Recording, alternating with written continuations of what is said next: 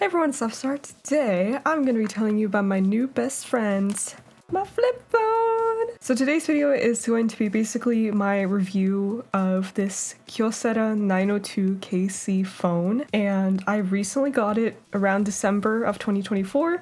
So I've not had it for very long, but I wanted to give you guys my kind of initial thoughts after using this thing for about a month already. Probably just a little bit under a month, but I feel like I can still say my thoughts about it at this point in time. So I'm gonna also try to tell you guys about this phone, kind of explain some of the features in case you are also interested in this phone and need some more extra information, because honestly, I was having a very hard time finding all the information I was looking for this phone while I was researching, and I'm gonna just tell you all I can really think of. So hopefully this will help you out if you're looking to get a Kyocera 902KC.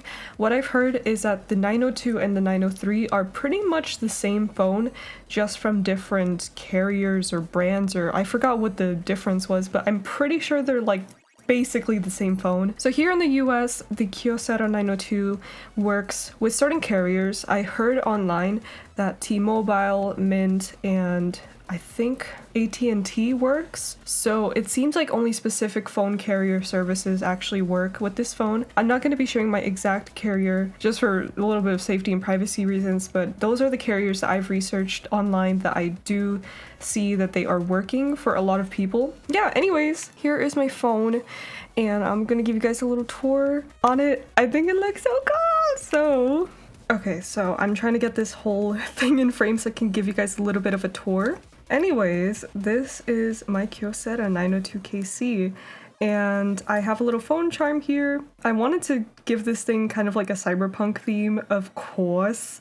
So this is a little key switch, and I got this cool little background, which is so purple, and it's like a bunch of little characters. I got these really cool stickers to decorate my interior a little bit. I wanted to do some fun decoration with these stickers, but I didn't want it to get in the way of my keys because we want it to be very usable. So here is my little happy medium. But I really love these stickers. I got these off of Etsy, so I'll leave you guys the link down below. And I also put just a few here, but of course I didn't want it to be over the top, and I still have nothing on the exterior. Yeah, this is pretty much what it looks like, and it's pretty nice material. It feels very sturdy, although as you can see, this does get quite like dirty, covered in fingerprints, so you have to clean it every once in a while. And one thing I notice is that when you're like holding the phone, your fingers kind of tend to cover the camera, which I find a little bit weird because you're gonna have to like wipe it off before you want to take a picture. So just something to note there. I wish the camera was a little bit more protected, but it's okay. I'm not really buying this phone for the camera in the first place, which, let me just be honest, is not great. But anyways, let me show you guys a little bit around the phone. There's not that much to see, honestly. This is my home screen, and you can set different like layouts for how your home screen looks. And I chose this one at the end here because it's the only one that lets you actually customize what apps you have. So I tried to make this as efficient as possible. I have some like essential apps like messaging and my music app player and some other stuff. This custom app here, this is basically custom apps that you can add. And this is kind of a mess here, but I was just testing out some apps, and these are also just a couple other essentials. One thing that you're definitely going to need to get on this phone is Key Mapper and probably TT9. I still haven't really gotten used to using TT9, this app specifically, which is supposed to make typing on the T9 keyboard a little bit more efficient, but I'm still not used to it, so I'm still learning how to use this app specifically. And also a app downloader like F-Droid, or there's some other ones like Aurora Store, but I couldn't get Aurora Store to work on mine. F-Droid is the only app installer that I've managed to get working, which is a little bit interesting. But I was really confused on how you're actually supposed to get apps downloaded on this phone without a pre-installed app downloader app. So basically what you're going to have to do is sideload apps with APKs. So I'm going to leave you guys a video guide down in the description that will explain how to do this, like a full tutorial, because it was really hard for me to figure out at first. I was completely new to it. But I found this guy who just saved my life. He uploaded this video right on time for me, like when I was figuring out my phone. So I'll leave you guys that video down below because it's the one that helped me figure out how to sideload apps. And that's how I was able to install QKSMS, which is the messenger app that I'm using, and Musicolet, which is my music player app, which I'll show you guys because this app is really good. I couldn't get Spotify to work. Some of the apps I tried to install just were not working, but I did get Musicolet to work, which is a really lightweight music player app with a lot of features. So I have my playlist here with all my EDM music. It's literally just half Viola music. But yeah, honestly, getting music downloaded onto the phone is a little bit tedious, but I kind of enjoy the process. I really like to just like add my custom album covers and like just sort out the artist name and everything, like make it look all nice so it doesn't just look like an MP3 file. But yeah, the player works really nicely. Anyway, I mentioned that you're really gonna need this key mapper. So key mapper is an essential app that allows you to map certain key binds to certain actions. One thing that you're definitely going to need to bind on this phone is a volume button because it doesn't have one built in. Can you believe that? Because that was crazy to me. There is no volume button. So I have this binded as my volume button, which is F11, and I basically press once on this button to go volume down and then double click to raise the volume up. So it's a little bit annoying, but honestly I don't mind that much. The only thing is when you are listening to your music and you have your phone closed and it's just in your pocket, if you want to adjust the volume, you have to open it back up. I tried to set it as this button here, but when it's closed, when the phone is closed, it does not react. So you have to open your phone to adjust the volume, which I would say is probably one of the biggest inconvenience with this phone. The other thing I binded was the playback, pause, and play. So I binded it to this, press once to pause, double press to unpause. So yeah, that's just a shortcut because sometimes you just really gotta, close your music on the spot. But those are all my bindings that I have so far. I will also mention that Bluetooth works on this phone. So when I want to listen to music, I just use my Apple AirPods, and I have been trying to get, it's trying to connect. I've been trying to get wired headphones to work on this because I would love to use the volume adjustments buttons on wired earphones because I have them. Here's the thing. So there is no headphone jack on this phone, which is another really big inconvenience. There is a USB-C port here for charging and also connecting to transfer data, like if you want to transfer your photos from your computer, blah, blah, blah, stuff like that. This is also how you sideload APKs, is with the, USB-C here. But there's no headphone jack, and if you want to connect USB-C headphones, it will not work. You need a specific adapter, 3.5 millimeter headphone jack to USB-C, then you plug it in through here. So I tested this out. I specifically bought a pair of Apple earphones with a 3.5 millimeter jack, and then I bought that adapter. So I connected the jack into the adapter, and then I connected the USB-C to my phone. The headphones worked, they played audio, but the volume control did not work like at all. First of all, I tried to pause and unpause. It was just not really working. And then if I tried to adjust the volume, one earbud would be louder than the other. It was just a whole mess. So the volume controls on that thing was not working. If you'd like to use wired earphones, you need that adapter, which in that case it will work. But if you need the volume control specifically, I don't think it'll work. At least it didn't for me. I'm trying to figure out if there's any solution to this, like if there's a specific earphone that maybe works. I would love to have that because I'm really tired of having to open my phone just to adjust the volume and, pause and everything. I'm glad that the AirPods work, but it's very inconvenient because you need volume controls on the spot. It's very inconvenient without it, so I'm still trying to figure out how I can fix this. But yeah, that's just my advice. If you need wired earphones, you need that adapter, which I will link down below. There's something you can get on Amazon for like $10. It's a little expensive, but that's the only solution I found online, so yes. Anyways, besides that, I'll say that the phone calls work really well. The messaging works really well. I can send photos, I can receive photos, it sends very quickly, phone calls go through, quality is pretty good.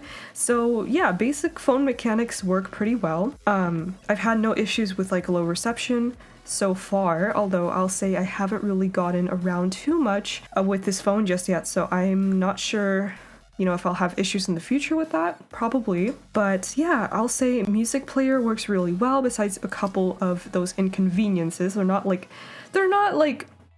unusable, they're just inconveniences, right? There are solutions. There is a flashlight, which is pretty dim, honestly, compared to like an iPhone flashlight, but it's pretty fine. The camera is not the best, but it gets the job done. Let me just show you guys. Let's take a picture of my little Pushane. Oh god. Hold on. The thing is, when you're taking photos, it takes like a second to just take the photo, so you have to like stand still awkwardly for a moment, which is kind of annoying. Again, this is really not like, you don't buy this phone for the camera. So yeah, here is the picture quality. I mean, it's okay, right? Especially in this lighting, it's actually very low lighting here, so not so bad, but yeah, definitely not great. The first picture I took on this phone was of my cat. So another thing I really like about this phone is that it's super customizable. So for example, I have a couple custom sounds for like alarms and stuff. So for example, my morning wake up alarm sounds like this. Wake the f up, samurai. We have a city to burn. I had a lot of fun setting custom ringtones and notification sounds, alarm sounds, all with cyberpunk themes.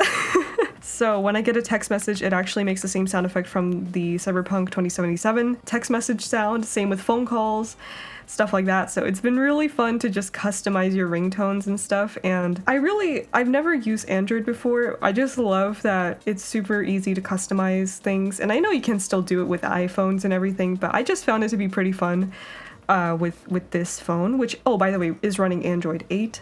So yeah, I haven't really used any sort of online apps on this. I don't have any social medias on this. I don't have any playful apps or anything. I'm pretty offline on this phone, so I really don't use it that much, like at all. There is a built-in browser which does work pretty okay, but I haven't really used it that much. But yeah, there are no fancy apps on this thing really. I just have my music app, and that is pretty much all that keeps me entertained on this thing. So I really noticed a huge difference in my phone usage, which in this case I barely even have to turn this thing on. Like seriously, I just use this to play music when I'm leaving the house, and I, you know, make phone calls when I need to, but I really just have no inclination to really use this phone when I don't need to, which is really nice. And I really love that sort of, you know, just being able to step away from the phone and not have that urge to use it and scroll through it every single second of the day. The one thing I do use my iPhone now for is things like checking the weather, and if I have to check my bank app, or if I want to play any YouTube videos, which I do like to watch YouTube videos when I'm in bed just to listen to them. So I do use my phone basically once, and that is like at night, to listen to YouTube because I don't have YouTube on this. So yeah, my phone is basically kind of like a mini iPad now, or sorry, my smartphone is like a mini iPad. I use it to watch YouTube and then a couple utility apps that I don't have on my flip phone.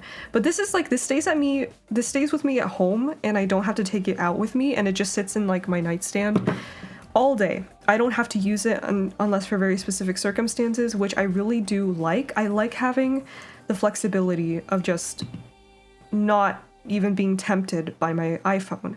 It just sits there in the corner until I need it for something, which is kind of, I think, a fair medium, a healthy balance. I don't think it's completely necessary for me to just get rid of my iPhone altogether, because I'm able to just step away from it. But if you do have a more, you know, serious problem where you really feel really tempted by your smartphone, this flip phone, like, dude, it's great, and I have no inclination to use it when I don't need to, which I feel like is perfect. And sometimes, you know, I'll just flip it open and I just stare at it and I'm like, well, nothing to do here. Then I close it. So yeah. Oh, and this is what it looks like when you can turn it on here and it'll show you time or battery. Oh, the one thing I'll mention is the battery life is not great. It does tend to drain quite quickly, especially considering I don't use my phone very often, but to be fair, I don't really care that much. Like, I just charge it a little bit every day and it charges pretty quickly. So yeah, I am a pretty big fan of this phone overall. One thing I really love about it is that it's so beautiful. It's such a beautifully designed phone. It is sleek, it is slim, very lightweight, very compact and small. Let me compare it to my iPhone, which is heavier and comparably bigger. Like, look at this. This is an iPhone SE. So this is not even a big phone. This is tiny. This is already not a big phone. And just look at the size difference. Hi! So yeah, this is also very much heavier than this one, which I just love how lightweight this one is. So compact, so easy to carry. Also, I'll just say, oh my god, having a phone charm is so annoying, but it's so cute. I just love it. But yeah, also the way that so I had to kind of learn how to do this because I'm not used to using flip phones. But if you need to turn on your phone with one hand, I kind of just like pick at it here and then flip it on with my thumb. So you kind of get used to it. There are some phone models that actually have like a button here you can press and then it just like, switch open, which I would love to have that. But yeah, there is a way to do it. It's just a little bit, finicky. Also, one thing I love about this phone is when I'm on the phone and I'm done talking and I can just close it like that. It feels so good. So yeah, really love this phone, honestly. It works pretty well for me. I can definitely see there being a couple downsides, a couple inconveniences, but other than that, I think it works pretty well. It's a very nice phone for just simple phone things, making basic phone calls, text messaging. Music playing also does work fine, little complicated, but not a big deal. You can set alarms, you can take notes, you can take pictures, you can use a flashlight, basic functionalities like that. It's got it covered pretty well. Also, I'll mention the typing on this thing. That's pretty much the speed I can type hello at, give or take. Typing on a T9 definitely takes a little bit of getting used to. I am still very slow. But you know what I'll say though? Even with this inconvenience, there is definitely, like, if you practice, you'll learn the muscle memory and I'm sure you'll be able to type pretty freaking fine. It's not gonna be like 90 words per minute or anything, but I'm sure you can manage, especially once I figure out TT9, which is supposedly a better method. I still just can't figure out how to make it work. But anyways, I'll just say T9 keyboard typing is honestly pretty okay. Like, I don't think it's terribly inconvenient, but it does require some getting used to. But yeah, also, one thing I'd like to mention is how I feel with this phone. Because when I first got this phone, I actually have a little clip of when I first got it in the mail and I just unpacked it. I was so excited. Oh my gosh. It's my flip phone. I don't know how to do this with one hand.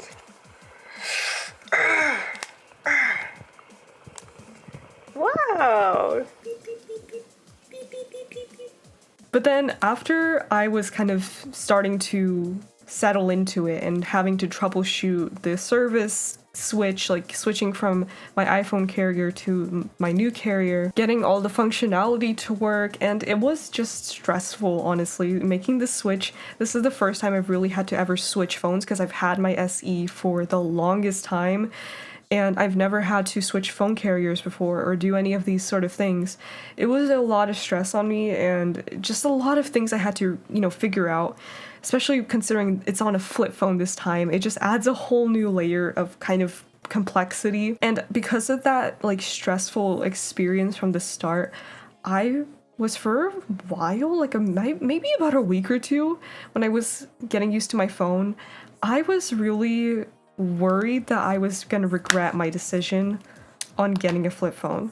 that it wasn't going to be the right choice for me, that I wouldn't be able to handle it, that I would have to switch back, that I wouldn't be able to kind of break free from my iPhone, and I would have to go back to it. I can say in full confidence now that I do not feel like that anymore. I actually feel very like content. That's the right word, right? Satisfied. I feel very satisfied with this phone. It feels right. It feels like the right decision. I feel at peace with my phone. I feel happy with my phone, especially considering I have a much healthier relationship with it now. It just sits in my pocket and I don't have to use it for pretty much anything, unless like, you know, for making phone calls. Like it's just so distractionless. It's so simple and I love it, even with all of its little quirks and problems. I really do love this phone. I think it's an amazing choice for me and for a lot of other people. I know that it may not be the perfect fit for everyone. Every dumb phone, flip phone, they have pros and cons, and they may or may not work for you as they do for me.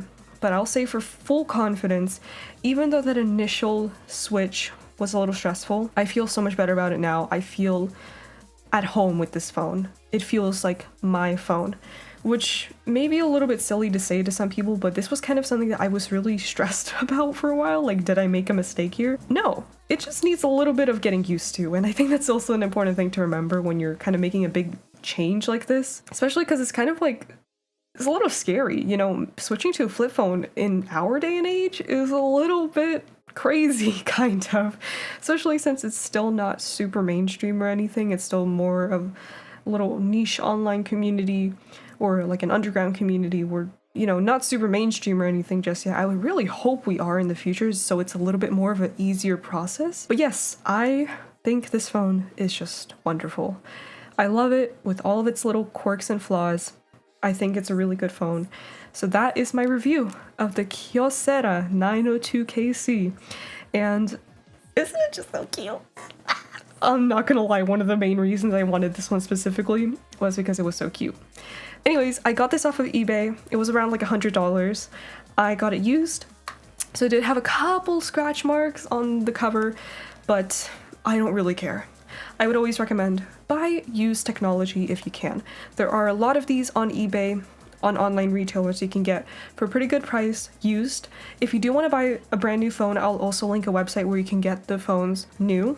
They're around like $300 or something, and they ship from Japan. I got this phone also from Japan, but through eBay, so it was cheaper. And it came in pretty good condition.